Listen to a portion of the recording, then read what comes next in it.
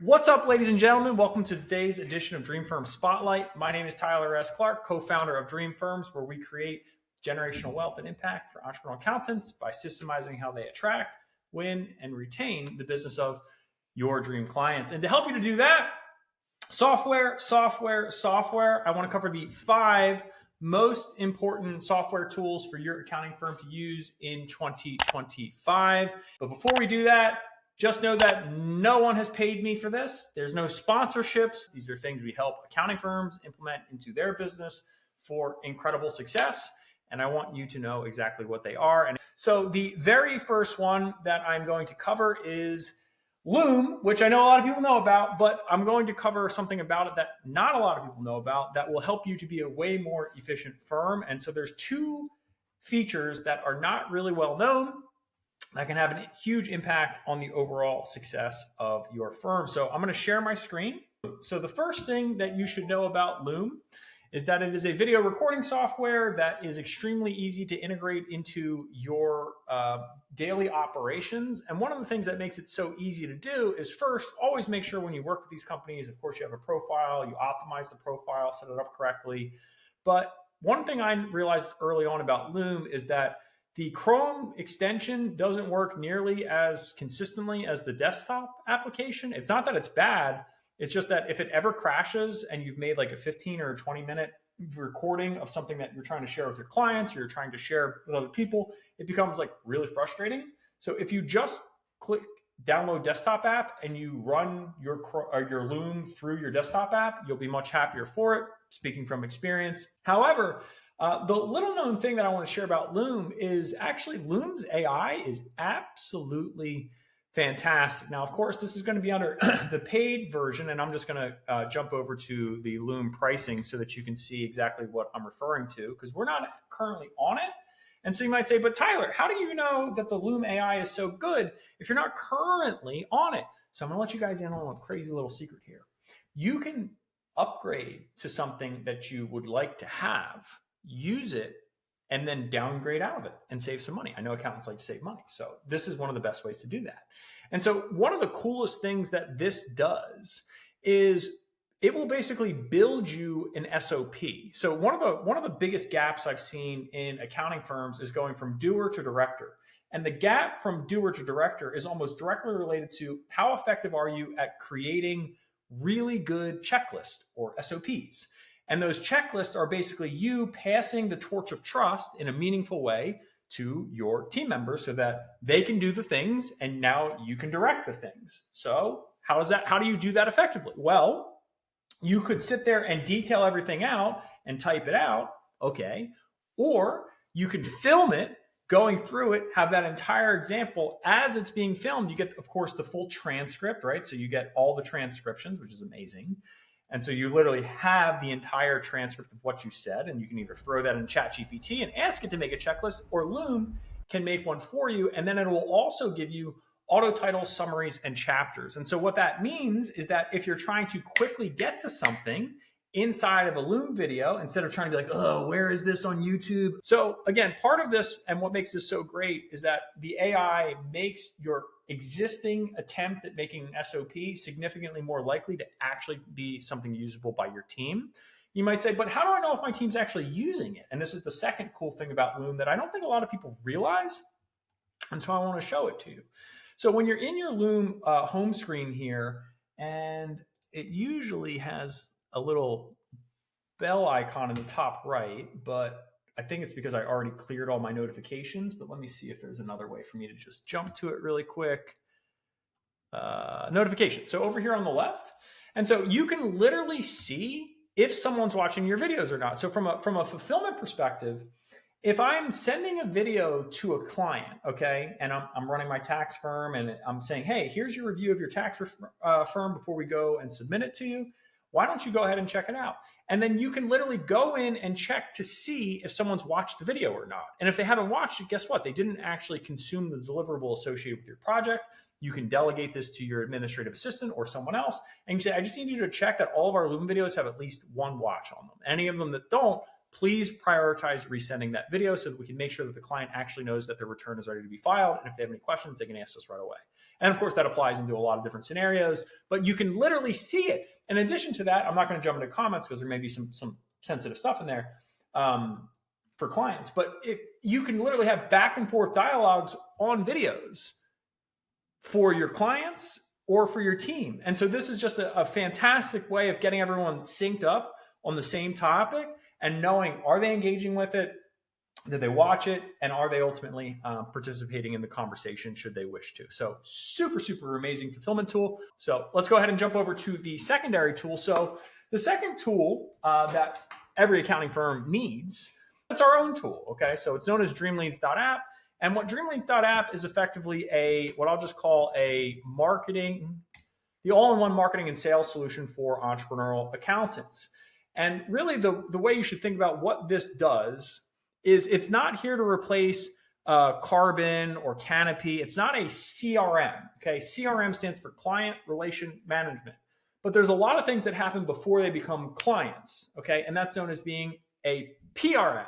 It's a prospect relationship management software. So what we're doing is warming everybody up, getting them familiar with you, having them recognize your expertise, what you're all about, who your niche is, what your value proposition is, lead nurture, email marketing, text message marketing, in and outbound phone system, dashboard management.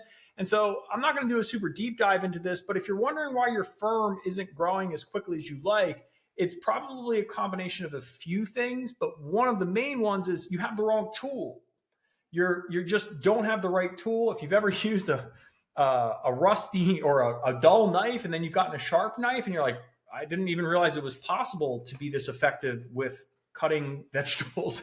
Wow, this is unbelievable. That's the difference between the wrong tool and the right tool. So I'm not going to go too deep into this, but I will basically just say, like, if you look at what dreamleads.app can offer to you from a dashboard perspective, again, accounting value proposition is if you see the data, you make smarter decisions.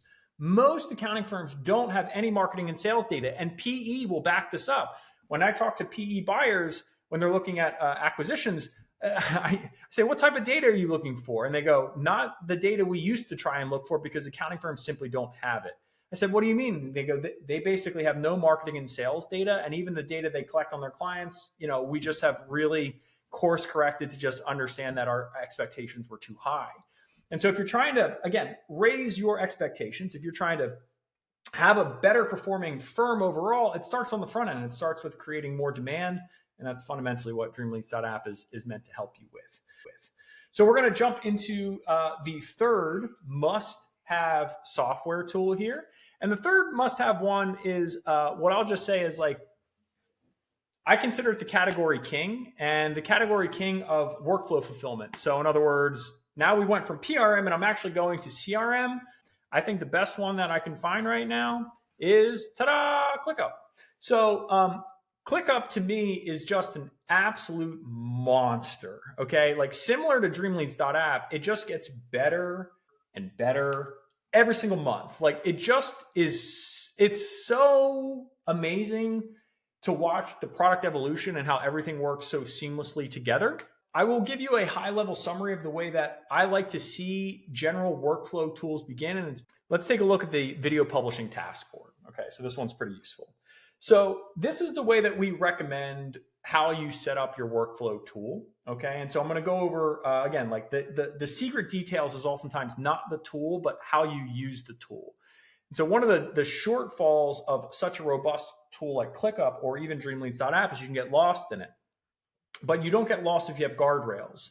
And so the guardrails are the established Toyota, extremely effective school of management, which is what do we need to do that's not started? What's currently being worked on? So my video editor is literally not working right now. She's asleep. So there's nothing in progress, which means she's doing her job. For review means these things have been completed, but they need someone to look at them, check them, approve them, look for errors, issues.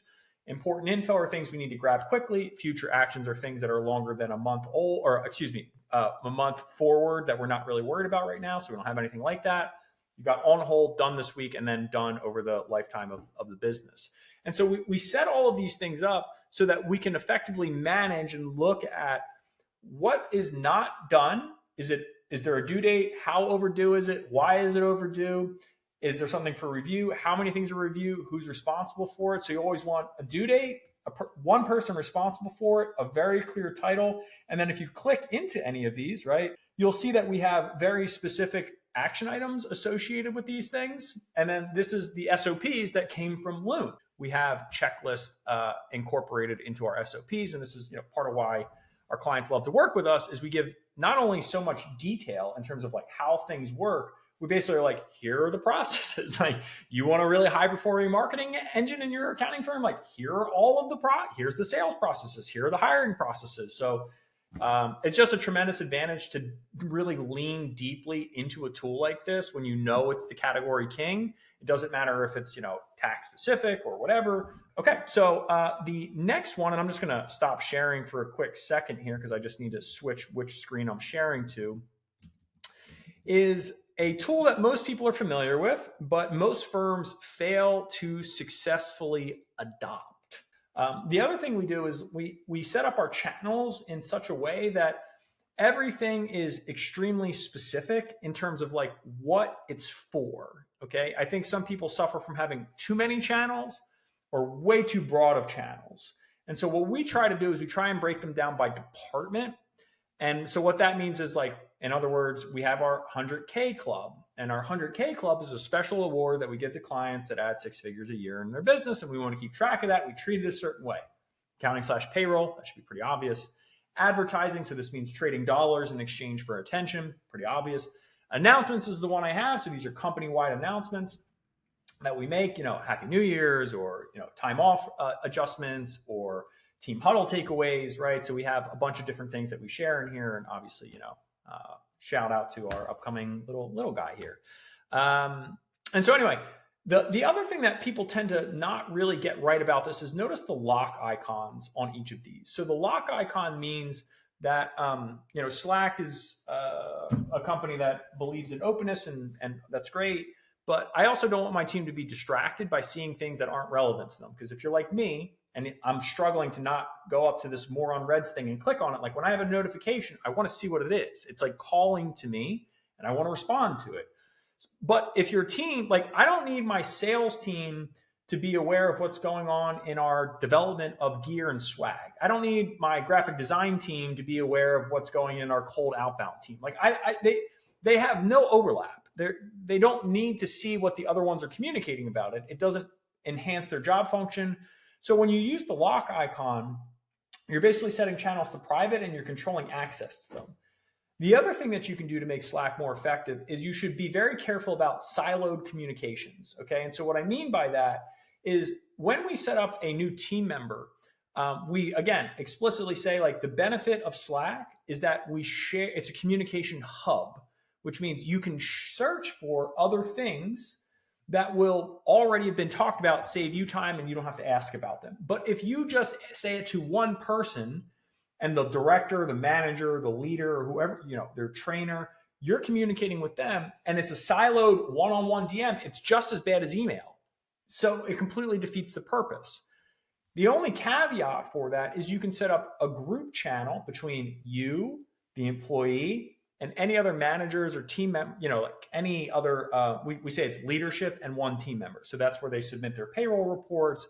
That's where they, if they have a personal issue, if they have something that they need to bring to our attention, they bring it there, and that's their safe space to be able to interact with us on an as-needed basis. So you still have that available, but you don't want to, again, encourage the one-to-one siloed communication, because it completely defeats the purpose, and you do need to enforce it. The last thing that you should be aware of is our incessant desire to use threads. Okay. So threads is just a way of saying, like, don't be lazy in how you communicate, because then we don't know what you're communicating about. So if I was trying to reply to this specifically, hey, this is our day off schedule. Okay. And I was like, and I just was like, oh yeah. And I just typed a fresh message, be like, oh, great, time off. Right. And I put it down here and I sent it. It would go down here, and people would be like, what in the world are you talking about? It would be a fresh message. Whereas if I come over here and I click reply in thread and I go, oh, that's amazing, time off, right? Whatever, I'm just obviously making something up. And I send that, then it shows up like this, right? And now it's like, oh, that's a part of this conversation. So it syncs up conversations, which goes, again, just a really long way to helping people to understand like what's being talked about and just keeping things smooth and really easy to understand. So that's fundamentally Slack. You also have some pretty cool apps and integrations. I actually just mute all these things. I think most of them are just kind of like window dressing. But you know, if you like to have bots running wild in your company, then you can, use a lot of those. I don't really use them at all, but so let's go ahead and jump into what is a criminally neglected tool, because it's one of those ones that's free. You're not really sure what you get for when you pay for it. And it's also such a dominant thing that we just like criminally take it for granted. And so I want to reintroduce to you the heart and soul of almost every like tech forward business. And it is the Google Suite. It is the competitor to Office 365. It is basically saying, like, if you're trying to run your business in a robust way with a lot of technology for a very low cost, you would be wise to take a very hard look at using G Suite and using a lot more of it. So before I get into like some of like the like little nuances of it, G Suite is basically your entry point for onboarding new team members. Okay, so what do I mean by that? It's if you want to give someone a new email domain like tyler@dreamfirms.com, well, I would go through G Suite, right? And so G Suite is your control panel for access to your entire organizations. And it's also true for offboarding. Unfortunately, we're not perfect at hiring and training. No one is. And if you make the wrong choice, or if someone decides they have a better opportunity somewhere else, well, part of your responsibility is to quickly and succinctly control access points to sensitive data. Okay. And so what I love about Google is that process is so easy. Like, I find a lot of companies spend a lot of money on IT support, especially accounting firms. And I think it's the perfect example of like a tiny bit of education on this, like a tiny bit of an understanding of how these things work is usually worth like thousands of dollars every year in paying an IT guy to just Google like how to add user to G Suite. I know that sounds crazy. And again, there are some very valuable things that IT companies do, but I think that you should want to be invested in understanding how the HR and like the heartbeat of your tech organization runs. You should know enough to be dangerous about it. You shouldn't be beholden to a tech guy to onboard somebody. Like that's crazy to me. Like you should be able to do that stuff. So I'm going to give you just a very rough run through of all the things that are available in G Suite. And I'll even talk a little bit about like how crazy powerful even Google Chrome is. Like just the entire Google ecosystem of access to data for usually for free is just bonkers. It's like it's got to be the best value proposition on the internet, and I don't even think it's particularly close. A lot of people use Google Chrome but aren't super efficient with it. But what we're really here to talk about is, of course, the Google Drive itself, and really what happens when you become a paid user of G Suite. So first of all, this can be a client portal. I don't think a lot of people know that, but you can use Google Drive as a client portal easily. If you talk to the clients in the Create Your Dream Firm program, literally the first thing we do is we set up client portals with them through Google Drive so that we can get all their assets to them, so that they can see all the things we help make with them, all their progress reports, all the data we track. It goes in here. But really what I want to show you is just like how much there is available inside of here. And the fact is, like, you don't even need to use most of this to make this like one of the best investments ever. Okay. So first and foremost, Gmail is by far the best email service provider. I'll die on that hill. It's absolutely amazing. So reliable. Google My Business Profile Manager, right? So like one of the biggest things we do for our clients is like we just collect a ton of 5-star reviews. If you've struggled with it, we can do it. It's not hard. And then all of a sudden you get to have this like amazing presence online. Again, you basically have control over when someone Googles your brand, what they see. And you even have this little like strength tracker up here, which is amazing. The next thing is you do also have access to Google AdWords. Now I've cooled on my general recommendations for Google Ads over the years, just because of how aggressive they got with their control features, saying that they know better than you do on what you want to advertise on. So it used to be very tight, controlled ad budgets with insane results. Not quite the same anymore. But you do have, of course, access to the Google Ads platform, which is going to be this tab right here, which also gives you access to the YouTube Ads Studio, which is amazing. And it also gives you access to just some crazy market research tools. You'll see that there's something called tools, and then you can jump over into planning, and then you can jump to keyword planner. And so if you ever want to get into PPC, the first thing you do is, of course, research, but you can essentially just be like, well, what does the market look like right now for tax filing? And then I'll also do taxes, and I'll do tax help, and I'll do tax planning, and I'll just jump these in here, and then I'll click get results. And then it will tell me, now, of course, given the time of year that we're in right now, the competition will likely be high for a lot of these. But what's fascinating about this, like what's crazy about this, is that if you look at this, the competition's low, and it's the middle of January. This also, again, it's just like there's so many opportunities in marketing and accounting services. It's crazy. And so you might look at this and you might say, oh my goodness, $5 to $20 for a click. That sounds outrageous. And maybe it is if you're charging, $150 for a tax return, but for a tax planning engagement, and this is getting 1,000 to 10,000 searches per month, like that's, and in the United States, again, if your tax plans are 5 to 10 grand, you have an outrageous amount of advertising budget to be able to cover this. I mean, even if you got, let's just do the math. If you've got 100 clicks at the highest amount possible, it's 2 grand. 100 clicks. If you get a 10% conversion rate, that's 10 book calls. That's $200 per book call. You close one of them for 5 grand. You basically got what, 2.5 times your money back on one? That's assuming you only have a 10% conversion rate. So, again, I think sometimes people they're like, Google does so much, but they have a hard time connecting the dots between this and what the opportunity may be for it. You have all of these things available to you. Most of them are free. This should cost thousands, tens of thousands of dollars to be able to do, and it doesn't. It just takes a little bit of willpower and know-how. So again, fanboying out pretty hard for Google Suite, but for good reason.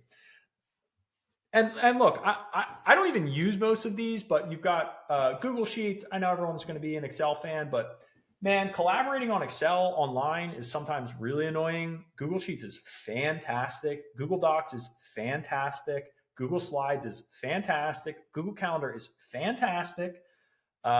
Google Meet's okay. All these other ones I don't really use. Photos is okay. Translate's fantastic. Forms is fantastic. People like Keep a lot. I don't use it. But again, it's just and Google Analytics is literally the defining analytics platform. So I can't possibly say enough positive things about this. So again, I just want to emphasize that you don't need all of these tools immediately. You can pick one of them.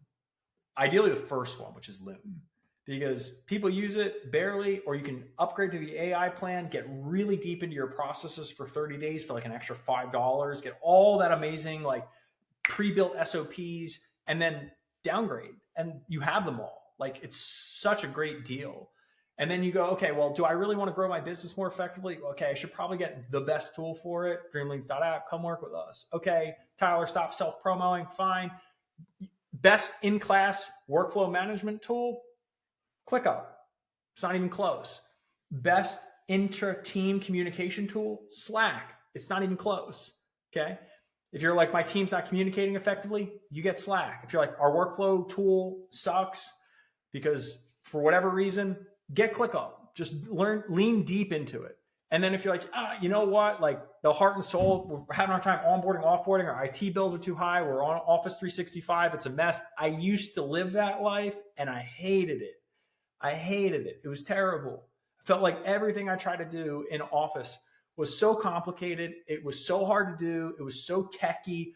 I switched over to G Suite. My life has never been easier or more productive. Truly. Like, never been so easy. And it's so cheap.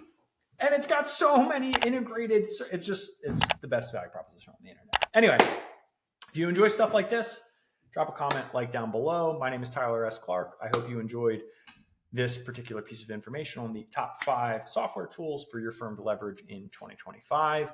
If you want to learn more about how we can help you, there will be links floating down below.